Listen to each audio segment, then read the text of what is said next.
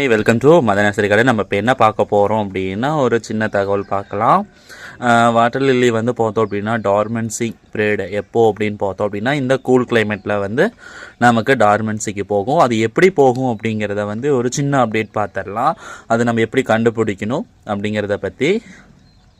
இப்போது இந்த பிளான்ட் பாருங்கள். இப்போ நீங்கள் பார்த்துட்ருக்கிற பிளான்ட் வந்து டார்மென்சிக்கு போகல, நிறைய பட் எடுத்துருக்கு, நிறைய நமக்கு லீவ்ஸுமே வந்து பார்த்தோம் அப்படின்னா பெருசாக இருக்குது. இன்னுமே வந்து பார்த்தோம் அப்படின்னா உள்ளுக்குள்ளே பட் இருக்குது.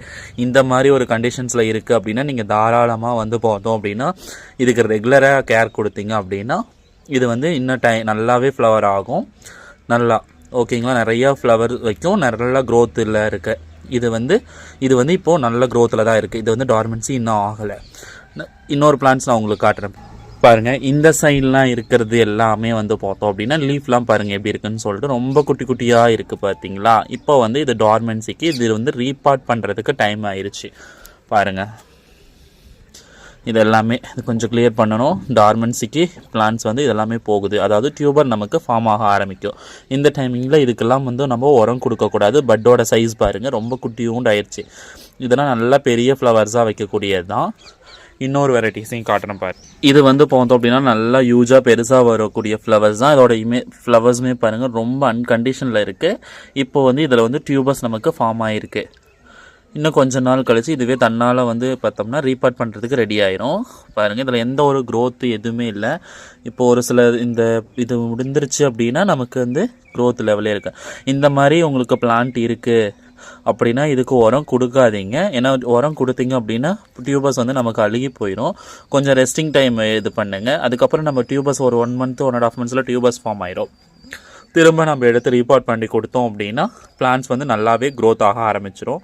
அதே மாதிரி புதுசாக வாங்கியிருக்கிற பிளான்ட்டும் நமக்கு டார்மென்சிக்கு போகுது, அதாவது க்ரோத்தே எதுவும் இல்லை அப்படின்னா இது வந்து கூலிங் ரொம்ப வந்து வாட்டர் லில்லிக்கு பொறுத்த வரைக்கும் கூலிங் வந்து ஒத்துக்காது. சன்லைட் வந்து எந்த அளவுக்கு அதிகமாக இருக்கோ அந்த அளவுக்கு தான் நமக்கு ஃப்ளவரு அதோட க்ரோத் லெவல் எல்லாமே நல்லாயிருக்கும். இப்போ இதெல்லாம் வந்து பார்த்தோம் அப்படின்னா ரொம்ப கூலிங் எப்படின்னா ஒரு 2 hours ஒரு 2 to 3 மணி நேரம் தான் இங்கே எனக்கு வெயில் இருக்குது. மற்ற டைமிங்கில் வந்து பார்த்தோம்னா வெயிலே இருந்தாலும் அந்த கூலிங் வந்து ரொம்ப அதிகமாக இருக்குது. அப்போது அந்த டைமிங்கில் என்ன ஆகும்னா நமக்கு வந்து பிளான்ட்ஸில் வந்து பெருசாக க்ரோத் இருக்காது. அப்படியே க்ரோத் வந்தாலும் நமக்கு வந்து குட்டி குட்டியாக இருக்கும்.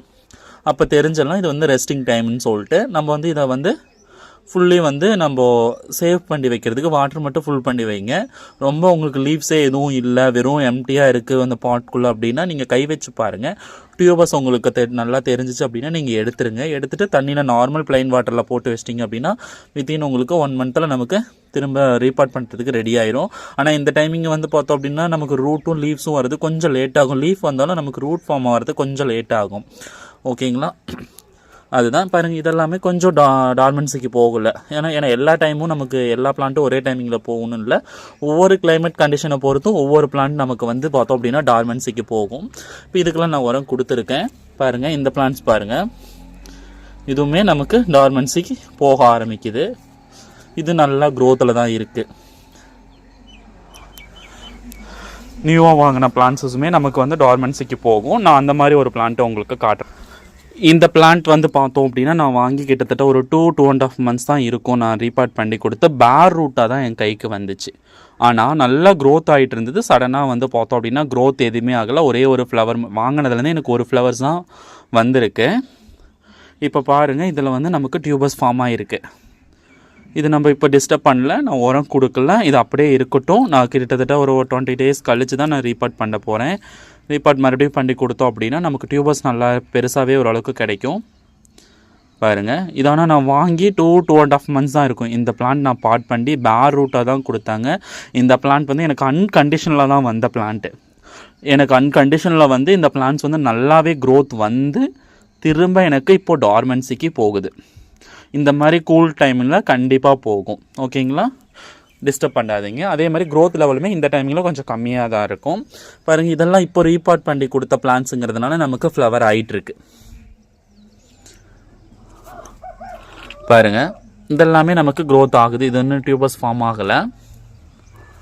இந்த சைடு இருக்கிறது எல்லாமே கொஞ்சம் க்ரோத் லெவலில் இருக்குது. வேறு ஏதாச்சும் டவுட் இருக்குது அப்படின்னா மேலே இருக்கிற நம்பருக்கு மெசேஜ் பண்ணுங்கள். அப்படி இல்லைன்னா கீழே கமெண்ட் செக்ஷனில் சொல்லுங்கள். Anyway okay, thank you friends. நம்ம நெக்ஸ்ட் வீடியோஸில் பார்ப்போம்.